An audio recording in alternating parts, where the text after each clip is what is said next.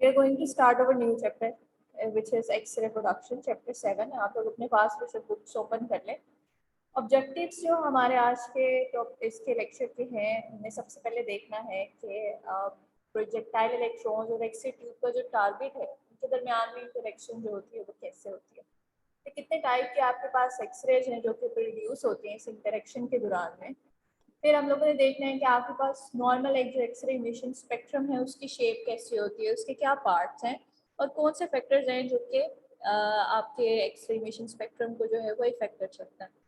तो आज जो है वो हमने कवर करना है interaction between projectile electrons and X-ray tube target, और हमने कवर करना है कैरेक्टरिस्टिक ब्रेमस्टर्लिंग रेडिएशन, और हम इमिशन स्पेक्ट्रम की शेप देखेंगे, उसके पार्ट्स देखेंगे कितने होते हैं. ठीक है, सबसे पहली चीज़ जो कि सबसे ज़्यादा इम्पोर्टेंट है, आप लोगों को अच्छी तरह से पता है कि आपके कैथोड से जो इलेक्ट्रॉन्स हैं वो आ रहे हैं और and they are going to strike on to the target spot जो आपके पास मौजूद है एनोड के ऊपर, उसके साथ जाके स्ट्राइक करेंगे. अब इतनी हाई काइनेटिक एनर्जी के साथ आपके पास इलेक्ट्रॉन्स कैथोड वाली साइड से आ रहे होते हैं कि जब इन्होंने इंटरेक्ट करना है आपके पास टारगेट मटेरियल के साथ तो वो डिफरेंट तरह से इंटरेक्ट करेंगे. ठीक है, अब जब ये इंटरेक्ट करेंगे अपनी सारी काइनेटिक एनर्जी जो है वो ट्रांसफर कर देंगे आपके टारगेट के साथ, आपके टारगेट मटेरियल के साथ, और वहां पर फिर आयोनाइजेशन हो. ठीक है, अब जब आयोनाइजेशन हो रही है तो पहले तो कुछ इस तरह से होता है कि आउटर शेल जो आपके पास इलेक्ट्रॉन है उनके साथ आयोनाइजेशन बहुत प्रॉपरली नहीं हो पाती, बहुत लो लेवल की होती है. ठीक है, तो उसके रिजल्ट में आपके पास कंटिन्यूस एक्साइटेशन और जो है वो आपके पास जब ये हो रही होती है, एक्साइट होते हैं और फिर इसके बाद स्टेबल होते हैं इलेक्ट्रॉन्स, फिर एक्साइट होते हैं, तो इसके रिजल्ट में आपके पास हीट की प्रोडक्शन होती है. ठीक है, दैट्स व्हाई वी से कि 99% of the X-rays are heat and 1% is X-ray. सिर्फ 8% आपके पास जो है वो X-ray की प्रोडक्शन होती है, बाकी 99% जो काइनेटिक एनर्जी है ये आपके पास कन्वर्ट हो जाती है इनटू द हीट. ठीक है, और वो इसलिए हो रहा होता है क्योंकि जब आउटर इलेक्ट्रॉन के साथ इस तरह से इंटरेक्शन होती है, आपके पास जो इलेक्ट्रॉन्स आपके पास आ रहे हैं कैथोड से, वो सारी एनर्जी अपनी जो काइनेटिक एनर्जी है जब इसके अंदर डिपॉजिट करते हैं तो वो आपके पास जो है वो 99% जो है वो हीट की प्रोडक्शन होती है. फिर इसके अलावा जो है 1% जो एक्सरे की प्रोडक्शन हो रही है उसके अपने इंटरेक्शन के मेथड है जो कि हम बाद में स्टडी करेंगे.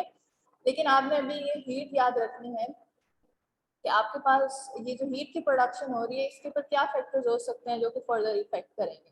तो एक चीज़ जो सबसे ज़्यादा इंपॉर्टेंट है, डेफिनेटली जब आप अपने एमएस को बढ़ाएंगे या केवीपी को इंक्रीज करेंगे तो आपके पास जो इलेक्ट्रॉन्स की प्रोडक्शन है वो भी ज़्यादा हो जाएगी, और जब इलेक्ट्रॉन की प्रोडक्शन ज़्यादा होगी तो हीट की प्रोडक्शन भी अल्टीमेटली ज़्यादा होगी. ठीक है, लेकिन आपके पास जो एफिशिएंसी है आपके एक्सरे की प्रोडक्शन की, वो जो 1% एक्सरे प्रोड्यूस हो रहे हैं और उनकी जो एफिशिएंसी है उसके ऊपर जो इफेक्ट है वो सिर्फ और सिर्फ केवीपी का है. जो क्वालिटी है आपको अच्छे से पता है कि सिर्फ और सिर्फ वो केवीपी से ही आप इम्प्रूव कर सकते हैं. एमएएस जो है उसका कोई इसके ऊपर इफेक्ट नहीं होता. तो एक्सरे की एफिशिएंसी जो है that is independent of the tube current. जो भी करंट आपके पास एमएएस है उसका इससे इंडिपेंडेंट है. तो मेन पॉइंट जो आपने याद रखना है, ये तो एक तो ये याद रखना है कि आपके पास तीन मेन चीज़ें हैं जिनमें आपके पास जो है वो हाई वोल्टेज जनरेटर है, ऑपरेटिंग कंसोल और आपकी एक्सरे ट्यूब है.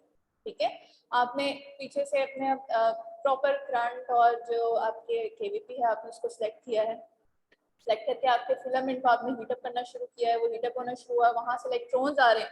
अब वो जो इलेक्ट्रॉन्स की काइनेटिक एनर्जी है it is depending upon the KVP and current. फिर आपके पास जो वो काइनेटिक एनर्जी है वो आके डेफिनेटली आपके एनोड को जो टारगेट मटेरियल है उसके साथ आके स्ट्राइक करेगी. अब 99% जो है वो आपके पास इस इंटरेक्शन से हीट की प्रोडक्शन हो रही है, 1% सिर्फ आपके पास जो है वो एक्सरेज प्रोड्यूस हो रही है.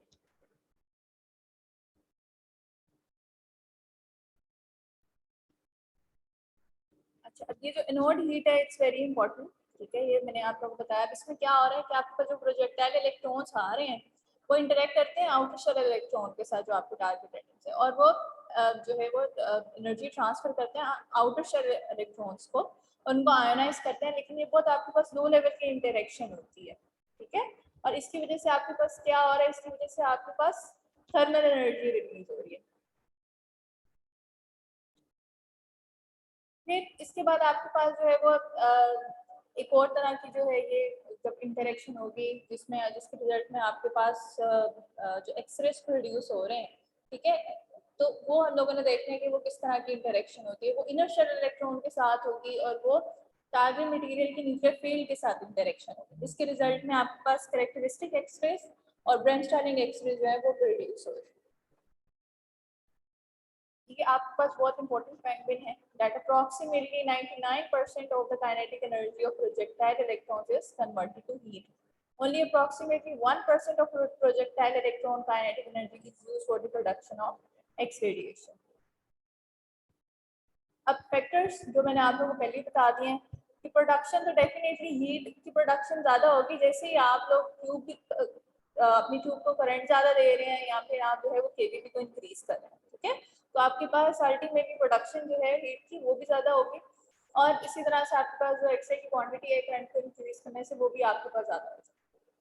फिर जो आपके पास इसकी एफिशिएंसी की बात आती है तो एफिशिएंसी जो है वो सिर्फ आपके पास केवीपी को इंक्रीज करने से बढ़ेगी, ठीक है, it's independent of the tube current. The production of heat in the node increases directly with increasing the X-ray tube current. Doubling the X-ray tube current doubles the heat production. Heat production also increases directly with increasing the KVP. तो heat की production में आपके पास दोनों factors involved हैं. Although the relationship between varying KVP and varying the heat production is approximate, it is sufficiently exact to allow the computation of heat units for use with the node cooling charts. The efficiency of X-ray production is independent of the tube current. ठीक है, अब ये important point है कि X-ray production में जो efficiency है, जो उसकी quality है, उसमें आपके पास current जो है उसको कोई रोल नहीं है, वो आपके पास KVP पे depend है. The efficiency of X-ray production increases with increasing the KVP. At 60 KVP, only 0.5% of the electron kinetic energy is converted to X-rays. At 100 KVP, approximately 1% is converted to the X-rays.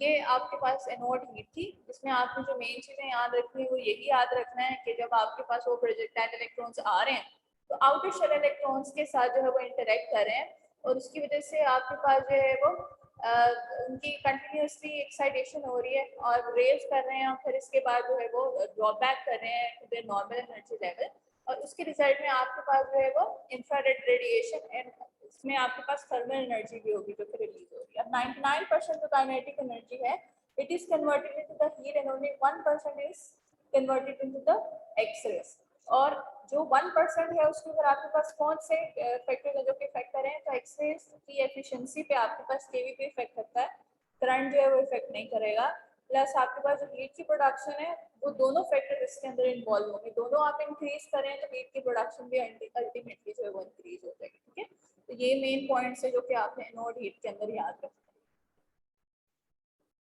Next जो चीज है वो है आपके पास characteristic radiation and ब्रेनस्टार्लिंग radiation. अब ये आपके पास वो जो 1% एक्सरेज प्रोड्यूस हो रही है वो किस तरह से प्रोड्यूस हो रही है, क्या इंटरेक्शन हो रही है, ये आपको जो है इससे पता चलेगा. तो दो तरह से इंटरेक्शन होती है, दो तरह से एक्सरेज प्रोड्यूस होंगी, कैरेक्टरिस्टिक रेडिएशन हो सकती हैं या फिर ब्रेनस्टार्लिंग रेडिएशन हो सकते हैं. ठीक है, अब इनको आपने जब भी याद करना है तो आपने कंपेयर करके करना है. ठीक है, कैरेक्टरिस्टिक रेडिएशन क्या होती हैं, एनोड हीट हमने पढ़ लिया है, हमें पता चल गया है कि जो प्रोजेक्टाइल इलेक्ट्रॉन्स आ रहे हैं वो इंटरेक्ट कर रहे हैं with the outer shell electron. ठीक है, इधर क्या हो रहा है कैरेक्टरिस्टिक रेडिएशन तब आपके पास प्रोड्यूस होंगी जब आपके पास ये इनर शेल इलेक्ट्रॉन के साथ इंटरेक्ट करेंगे. जब इनर शेल इलेक्ट्रॉन के साथ इंटरेक्ट करेंगे तो उसके रिजल्ट में आपके पास कैरेक्टरिस्टिक एक्सरे जो है प्रोड्यूस होती है. अब एक चीज आपने और याद रखनी है कि जो मेन आपके पास कैरेक्टरिस्टिक जो कि डायग्नोस्टिकली आपके पास इंपॉर्टेंट है, वैल्यूएबल है, वो आपके पास होती है के कैरेक्टरिस्टिक एक्सरेज. पहली बात तो ये है कि आपका टारगेट मटेरियल क्योंकि हम एक्सरेज के अंदर यूज करते हैं टंगस्टन का मटेरियल, तो दैट्स व्हाई आपके पास जो के कैरेक्टरिस्टिक रेडिएशन है वो बहुत इंपॉर्टेंट है. अब जो आपके पास ये जो रेडिएशंस प्रोड्यूस हो रही हैं, कैरेक्टरिस्टिक रेडिएशंस प्रोड्यूस हो रही हैं, इनकी एनर्जी जो है वो इक्विवेलेंट होगी to the binding energy of the two orbits that are involved. ठीक है, फॉर एग्जांपल मैंने कहा कि के कैरेक्टरिस्टिक एक्सरेज. अब यहाँ पर इनर शेल इलेक्ट्रॉन के साथ आपके जो इलेक्ट्रॉन्स हैं टारगेट मटेरियल के इनर शेल ऑर्बिट के साथ जब इंटरेक्ट करेंगे जैसे कि के शेल है, वहां पर जब जैसी वैकेंसी होगी तो वो कोई आउटर शेल इलेक्ट्रॉन आकर उसको फिल करेगा. ठीक है, अब के शेल क्योंकि सबसे आपके पास इनर मोस्ट जो है वो शेल है, तो वहां पर आपके पास किसी भी आउटर शेल जो है वहां से कोई भी इलेक्ट्रॉन आके इस वैकेंसी को फिल कर सकता है। के के अंदर आपके पास एल शेल से भी आ सकते हैं, एम से, एन से, ओ से और पी से, यानी कि आपके पास 5 डिफरेंट तरह की एनर्जीज की एक्सरेज की प्रोडक्शन हो सकती है, ऐसा ही। ठीक है, आप मुझे बताएं समझ आई ये बात आप लोगों को कि नहीं? Yes ma'am. अच्छा, फिर दोबारा से मैं रिपीट करती हूँ। पहली बात तो ये कि कैरेक्टरिस्टिक रेडिएशंस क्या है, आपके साथ आपके पास जो है यहाँ पर इनर शेल इलेक्ट्रॉन के साथ इंटरेक्शन होगी, ठीक है, वहां पर हो जाएगी वैकेंसी, और उस वैकेंसी को फिल करने के लिए किसी भी आउटर शेल जो है ऑर्बिट से जो है वो इलेक्ट्रॉन आके इस वैकेंसी को फिल कर सकता है। अब के शेल क्योंकि सबसे ज्यादा इंपॉर्टेंट है, वहां पर से आपके पास जो है वो हाई एनर्जी के एक्सरे जो है वो प्रोड्यूस होंगी, तो वहां पर आपके पास L, M, N, O and P किसी भी शेल से इलेक्ट्रॉन आके इस वैकेंसी को के शेल में आके फिल कर सकता है। तो आपके पास 5 डिफरेंट तरह की जो है वो एनर्जी की एक्सरेज की प्रोडक्शन यहाँ पर हो सकती है। ठीक है, फिर इसी तरह से आपके पास जो है अगर के नहीं तो एल से, एम से, एन से और ओ से। ठीक है, यहाँ पर भी आपके पास जो है वो कैरेक्टरिस्टिक एक्सरे जो है वो प्रोड्यूस हो सकती हैं, क्योंकि ट्रांजिशन आपके पास के शेल इलेक्ट्रॉन के अंदर, के शेल के अंदर आ रही है, जैसे मैंने के कैरेक्टरिस्टिक कहा है, तो इसलिए आप इसको नेम जो है वो के कैरेक्टरिस्टिक एक्सरेज का कहते हैं। अगर एम में आएगी, एन में आएगी, तो मैं एम कैरेक्टरिस्टिक होंगी, एन कैरेक्टरिस्टिक होंगी, एल कैरेक्टरिस्टिक एक्सरेज होंगी। ठीक है, तो ट्रांजिशन आपके पास जहाँ पर भी हो रही होती है, जिस ऑर्बिट के अंदर बाहर से जो है वो इलेक्ट्रॉन आके फिल कर रहा होता है, आप उस एक्सरेज को उसका उस शेल का नाम देते हैं। ठीक है, तो ये चीजें आपने याद रखनी है। अब एक तो ये कि डायग्नोस्टिकली जो इम्पोर्टेंट आपके पास कैरेक्टरिस्टिक एक्सरेज है वो वही है जो कि के शेल की है। ठीक है, क्योंकि उनकी एनर्जी ज्यादा होगी। अगर आप एल की बात करें तो एल में आपके पास एनर्जी भी लो होगी, प्लस उसकी पेनिट्रेबिलिटी भी कम होगी। ठीक है, तो सॉफ्ट टिश्यू में वो जो है वो बहुत थोड़े डिस्टेंस के लिए पेनिट्रेट कर सकता है, इसलिए हम कहते हैं कि हाई एनर्जी पे, और वो हाई एनर्जी कितनी होगी, कम से कम भी 69 किलो इलेक्ट्रॉन वोल्ट या 70 किलो इलेक्ट्रॉन वोल्ट की काइनेटिक एनर्जी के ऊपर आपके पास कैरेक्टरिस्टिक एक्सरेज प्रोड्यूस होना शुरू होंगी, उससे बिलो आपके पास ब्रेनस्टार नहीं। ठीक है, तो इसलिए आप कहते हो कि अबव दैट जो भी आपके पास 70 से अबव है, तब जाके आपके पास कैरेक्टरिस्टिक एक्सरेज प्रोड्यूस होना शुरू होती है, उससे बिलो आपके पास ब्रेनस्टार नहीं प्रोड्यूस होना शुरू होती है। ओके, इसको रीडिंग करते हैं। If the projectile electron interacts with an inner shell electron of the target atom rather than with an outer shell electron, characteristic X-rays can be produced. So ये आपके पास इसकी definition है. Characteristic X-rays result when the interaction is sufficiently violent to ionize the target atom through total removal of an inner shell electron. फिर इसके बाद है आपके पास when the projectile electron ionizes a target atom by removing a K shell electron, a temporary electron void is produced in the K shell. This is a highly unnatural state for the target atom and it is corrected when an outer shell electron falls into the void in the K shell. ठीक है, तो ये आपने चीज याद रखनी है कि पहली बात तो ये कि इंटरेक्शन किसके साथ है, इनर शेल इलेक्ट्रॉन के साथ है। वहां पर जब इंटरेक्शन हुई है तो आपके पास एक वॉइड क्रिएट हो गया, जिसको फिल करने के लिए किसी आउटर शेल से आपके पास इलेक्ट्रॉन आएगा और उस वॉइड को फिल करेगा। The transition of an orbital electron from an outer shell to an inner shell is accompanied by the emission of an X-ray. The X-ray has energy equal to the difference in the binding energies of the orbital electrons involved. ठीक है, ये मैंने आपको पहले बता दिया कि X-ray जो आपके पास प्रोड्यूस होंगी, उनकी जो एनर्जी है that would be equivalent to the binding energy of those two orbits which are involved. अब ये आपके पास डायग्राम में इन्होंने दिखाया है कि किस तरह से आपके पास इंटरेक्शन जो है वो हो सकती हैं। पहले आपके पास जो वो इलेक्ट्रॉन आएगा और फिर वो इलेक्ट्रॉन जो है वो कोई किसी इनर शेल इलेक्ट्रॉन के अंदर वॉइड क्रिएट करेगा, फिर आपके पास आउटर शेल से कोई इलेक्ट्रॉन आके इस वैकेंसी को फिल करेगा और उसके रिजल्ट में आपके पास जो है वो कैरेक्टरिस्टिक एक्सरे जो है वो प्रोड्यूस होगी। ठीक है, तो ये कैरेक्टरिस्टिक एक्सरे का पूरा इन्होंने उसकी प्रोडक्शन दिखाई। अब ये देखें आप कि आपके पास सारे शेल्स हैं के, एल, एम, एन, ओ, एन, पी। अब इस के अंदर आपके पास एल से भी इलेक्ट्रॉन आ सकता है, एम से भी, एन से, ओ से और पी से। तो ये मैं इसलिए आपको बता रही हूँ क्योंकि अभी जब हमने इसका ग्राफ देखना है ना कैरेक्टरिस्टिक एक्सरेज का, तो उसमें हमने बेसिकली लाइंस ड्रॉ करनी होती है। ठीक है, तो वहां पर ये आपको समझ आएगी। अब के शेल में आपके पास 5 डिफरेंट एनर्जीज की जो है वो एक्सरेज प्रोड्यूस हो सकती है। ठीक है, तो ये आपके पास जैसे अगर के के अंदर एल से आया है इलेक्ट्रॉन आया है, तो उसकी बाइंडिंग एनर्जी का डिफरेंस इन दोनों का आप फाइंड आउट करेंगे और फिर इसके बाद आपको पता चलेगा कि कितनी एनर्जी के एक्सरे इसके अंदर प्रोड्यूस हो सकती है।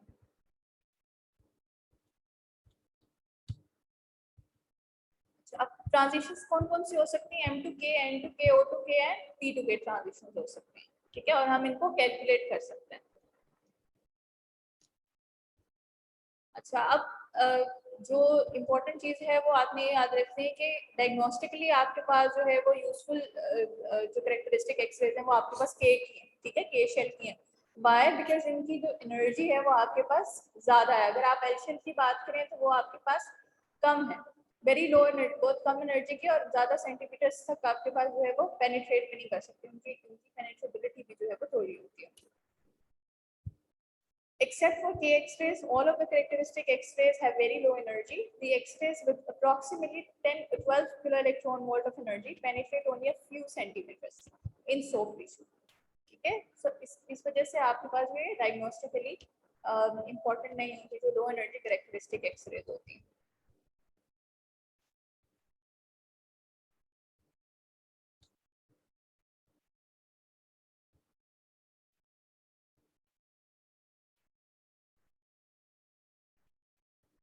अब हम आ जाते हैं ब्रेमस्टर्मिंग रेडिएशंस के ऊपर। ब्रेमस्टर्मिंग क्या होता है कि आपके पास जो इलेक्ट्रॉन्स आ रहे हैं और वो आके स्ट्राइक किए हैं विद द टारगेट मटेरियल, तो वो जाकर इंटरेक्ट करते हैं, या आप कहते हैं इंटरेक्टली वो स्लो डाउन हो जाते हैं by the influence of the nuclear field, ठीक है, ऑफ द टारगेट मटेरियल। जो उसकी न्यूक्लियर फील्ड होगी वो उसकी वजह से स्लो डाउन हो जाते हैं and they will drift away.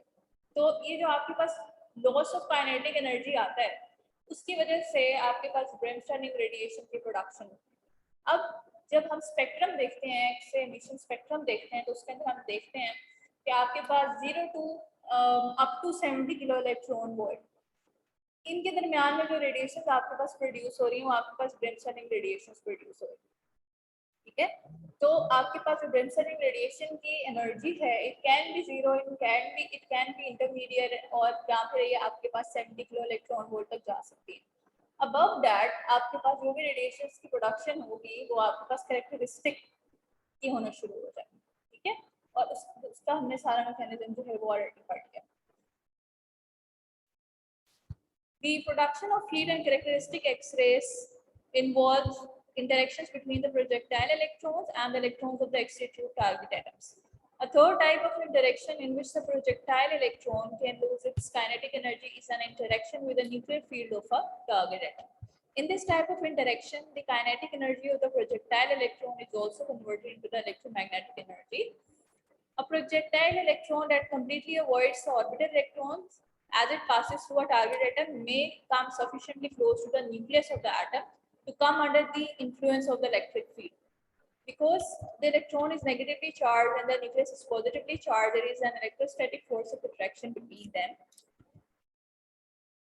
The closer the projectile electron gets to the nucleus, the more it is influenced by the electric field of the nucleus. This field is very strong because the nucleus contains many protons and the distance between the nucleus and the projectile electron is very small. As the projectile electron passes by the nucleus, it is slowed down and changes its course, leaving with the reduced kinetic energy in a different direction. This loss of kinetic energy reappears as an X-ray. And these type of X-rays are called Bremsstrahlung X-rays. यहाँ तक आपको समझ में आ गया? जी। तीनों को अगर आप कंपेयर करें, एनोड हीट को कंपेयर करें, कैरेक्टरिस्टिक रेडिएशन को करें और ब्रेमस्टर्मिंग को करें, उसमें पहली बात एनोड हीट किसके साथ हो रही थी? आउटर शेल इलेक्ट्रॉन्स के साथ हो रही थी। कैरेक्टरिस्टिक किसके साथ हुई? इनर शेल इलेक्ट्रॉन्स के साथ हुई। और अब ये ब्रेमस्टर्मिंग किसके साथ हो रही है? Electric field of the nucleus के साथ हो रही है, ठीक है, यानी कि उससे इन्फ्लुएंस हो रही है, स्लो डाउन हो रही है और and it is drifting away, ठीक है। तो वो जो चेंज आपके पास काइनेटिक एनर्जी में आया है उसके रिजल्ट में आपके पास ब्रेमस्टर्मिंग रेडिएशन जो है वो। फिर मैंने आपको एनर्जी का इसका बताया है, जो एनर्जी है वो आपके पास जो up to 70 kilo electron volt है उसके ऊपर आपके पास ब्रेमस्टर्मिंग रेडिएशन प्रोडक्शन होती है, ठीक है। उससे आगे ऊपर जब हम जाते हैं तो फिर आपके पास कैरेक्टरिस्टिक एक्सरे जो है वो प्रोड्यूस होती है।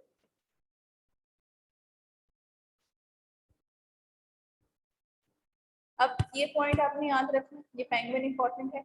In the diagnostic range most X-rays are bremsstrahlung X-rays. तो वो जो मैंने क्वेश्चन आप लोगों से एक दफा क्लास में पूछा था कि मैमोग्राफी में कौन सी होती है और एक्सरेज के अंदर कौन सी जो है टाइप की प्रोडक्शन एक्सरेज की प्रोडक्शन होती है, तो मोस्टली आपके पास जो एक्सरेज होती हैं रेडियोलॉजी में ब्रेन स्टर्निंग होती है और कैरेक्टरिस्टिक आपके पास जो है वो मैमोग्राफी में प्रोड्यूस होती है।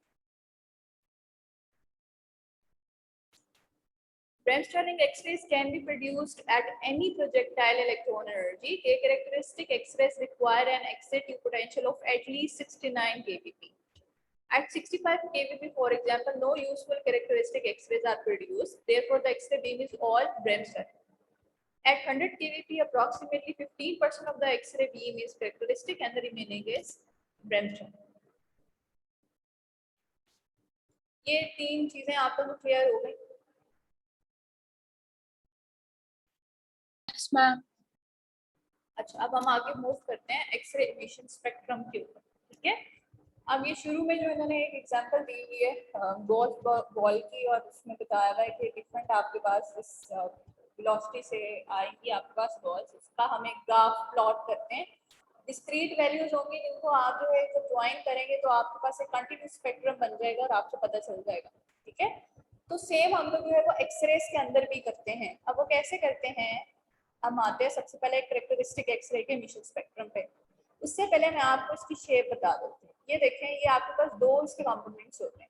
एक तो ये एरिया अंडर द कर्व, ठीक है, जिसको आप एम्पलीट्यूड कहते हैं, और दूसरा आपके पास इसकी डायरेक्शन, ठीक है, राइट साइड पे है या लेफ्ट साइड की तरफ जा रही है। तो ये जो आपके पास एरिया अंडर द कर्व होता है, इसके लिए आपके पास एक फैक्टर है जो कि MAS, ठीक है। अब जैसे भी MAS को इंक्रीज करेंगे, उसके इंक्रीज करने की वजह से अगर आपके पास एक्सरेज की क्वांटिटी इंक्रीज हो रही है किसी भी फैक्टर की वजह से, वो चाहे MAS या कोई भी और फैक्टर है, जिसकी वजह से आपके पास एक्सरेज की क्वांटिटी के ऊपर इफेक्ट आ रहा है और वो इंक्रीज हो रही है, तो उसकी वजह से आपके पास ये एम्पलीट्यूड जो है ये भी इंक्रीज कर जाएगा, ठीक है। यानी कि अगर पहले आपने MAS 200 रखा है और वो आपके पास इतना जो है वो बता रहा है, एम्पलीट्यूड दिखा रहा है, तो 400 करने से आपके पास इतना हाई हो गया है, दैट मीन्स कि आपके पास एक्सरे एमिशन स्पेक्ट्रम का जो एम्पलीट्यूड है वो इंक्रीज कर दे, ठीक है। अच्छा, फिर इसके बाद आपके पास आती है डायरेक्शन बताती है आपको कि अगर ज्यादा राइट साइड की तरफ है, दैट मीन्स कि आपके पास हाई एनर्जी के एक्सरे जो है वो प्रोड्यूस हो रही है, ठीक है। तो ये आपके पास मोस्टली जो क्वालिटी है वो बताती है कि ये क्वालिटी एक्सरेज की इंप्रूव हो गई है। तो ये दो चीजें आपने याद रखनी है, एक तो एम्पलीट्यूड प्लस आपके पास ये इसकी डायरेक्शन। अगर राइट साइड पे दैट मीन्स की पॉजिटिव है, आपके एक्सरेज की क्वालिटी जो है वो इंप्रूव हो गई। अच्छा, अब ये देखें आप, ये आपके पास कैरेक्टरिस्टिक एक्सरेज का एमिशन स्पेक्ट्रम है फॉर टंगस्टन, ठीक है। अब ये आपके पास 15 डिफरेंट एक्सरे एनर्जीज दिखाएंगे और ये मैं आपको बता चुकी हूँ। पहली बात तो आपने याद रखनी है कि कैरेक्टरिस्टिक एक्सरेज अगर टंगस्टन के टारगेट मटेरियल में प्रोड्यूस हो रही हैं तो वो किस पे डिपेंड कर रही है। अगर वो L से आपके पास आ रहा है, M से आ रहा है, N से आ रहा है, O से आ रहा है, P से आ रहा है, ठीक है, तो उन सबकी बाइंडिंग एनर्जीज पे, तो उसकी बेस पे हम लोगों ने जो है ये लाइंस ड्रॉ की हैं, ठीक है। मैंने आपको पहले बता दिया कि 5 जो है डिफरेंट टाइप के आपके पास के कैरेक्टरिस्टिक एक्सरेज जो है वो प्रोड्यूस हो सकती है कि इसकी टंगस्टन की, ठीक है। तो ये सपोज करें आप, ये जो फर्स्ट वाली है ये आपके पास K12 इंटरेक्शन की वजह से हुआ है, ये आपके पास M, N, O and P, तो ये डिफरेंट 5 टाइप्स के आपके पास वो डिफरेंट एनर्जी की के कैरेक्टरिस्टिक एक्सरे जो है वो प्रोड्यूस हो सकते हैं। इसी तरह अगर आप एल में जाएं तो एल में आपके पास 4 टाइप्स के हो सकते हैं, ठीक है।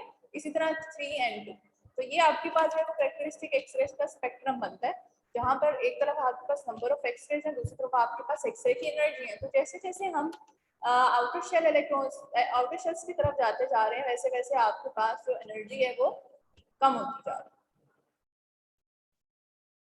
ये आपके पास जो है वो कंपेयर किया हुआ ब्रेनस्टॉर्मिंग और कैरेक्टरिस्टिक एक्सरेज के स्पेक्ट्रम को। तो इसके अंदर आप देखें कि यहाँ पर आपके पास जो ब्रेनस्टॉर्मिंग एक्सरेज है, इसमें आपके पास प्रोडक्शन वहाँ पर होती है, मोस्टली आपके पास प्रोडक्शन जो हो रही है वो 69 किलो इलेक्ट्रॉन वोल्ट से नीचे हो रही है, ठीक है। और इसके बाद जब आपके पास जो एक्सरेज होंगी इससे अबव होंगी, वहां पर आपके पास कैरेक्टरिस्टिक एक्सरेज डोमिनेट कर, ठीक है।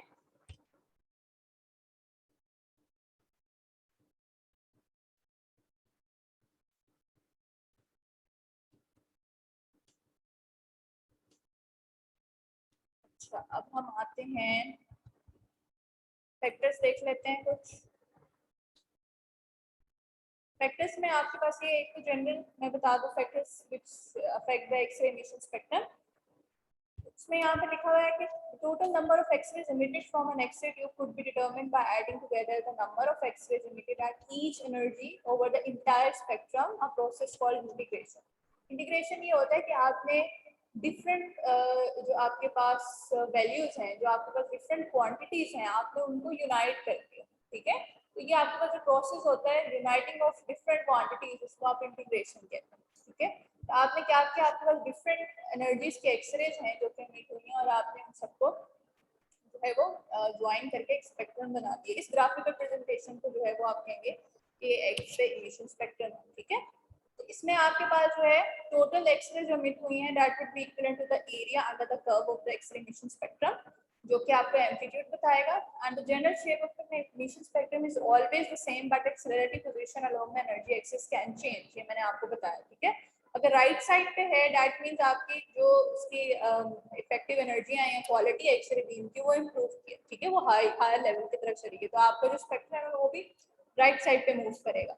अगर आपके पास एम्पलीट्यूड इंक्रीज किया, अगर क्वांटिटी इंक्रीज की है, तो उसकी वजह से आपके पास जो एरिया अंडर द कर्व है वो भी हायर हो जाएगा। So there are number of factors that can affect the size and the shape of your X-ray spectrum. Shape आपके पास क्या फैक्टर्स हो सकते हैं, एमएस हो सकता है, केवीपी हो सकता है, आपका हाई वोल्टेज जनरेटर हो सकता है, और एडिड फिल्ट्रेशन हो सकती है। तो ये 4 मेन फैक्टर्स हैं जो कि इफेक्ट करते हैं आपके एक्स-रे एमिशन स्पेक्ट्रम, ठीक है। बच्चे यहाँ तक समझ में आ गया? Yes, ma'am. Any question, class?